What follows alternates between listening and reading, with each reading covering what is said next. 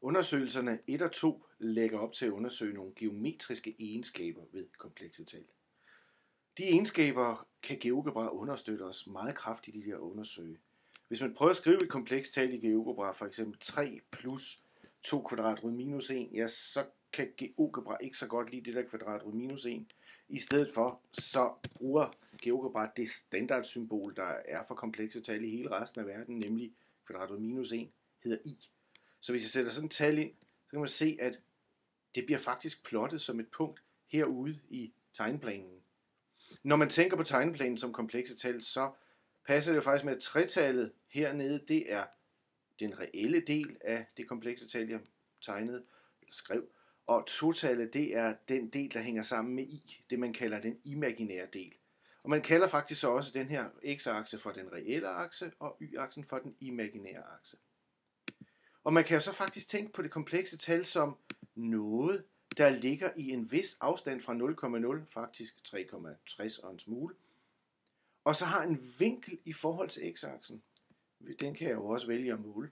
Hvis jeg lige lægger et punkt på x-aksen, så kan jeg bruge det sædvanlige vinkelmålingsværktøj til at sige, hvor stor er den vinkel. Den er altså 33,7 grader.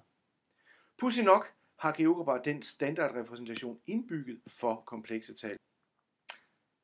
Hvis jeg tager mit komplekse tal og vælger egenskaber, så kan jeg under algebra vælge flere forskellige former. Og hvis jeg vælger den, der hedder polære koordinater, så vil man kunne se, at det komplekse tal netop bliver opfattet som om, det er noget, der ligger i en afstand fra 3,60 fra 0,0 og har den vinkel på 33,69 grader. Det vil sige, at man i GeoGebra kan undersøge de påstande, der står i undersøgelserne 1 og 2. Man kan undersøge, hvad sker der med et komplekst tal, når man ganger det med kvadratroden af minus 1, eller om man vil i.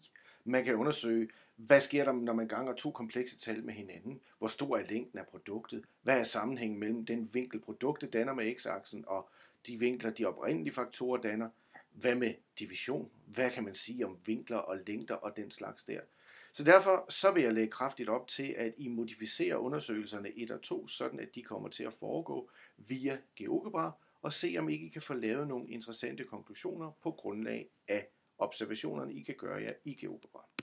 Hvis jeg sådan helt lavpraktisk vil gange to komplekse tal med hinanden i GeoGebra, hvis jeg for eksempel har et komplekst tal mere, der hedder 3 plus 4i, og vil gange Z1 med Z2, ja, så foregår det i inputvinduet ved at skrive Z1, man bruger den tast, jeg kalder underscore, den sidder som regel sammen med minuset, gange med Z2, og så regner GeoGebra stille og roligt ud for mig, at det bliver 1 plus 18i, eller jeg kan ikke se det her, fordi den ligger jo 18 op ad anden aksen, men hvis jeg zoomer lidt ud, så dukker tallet op der.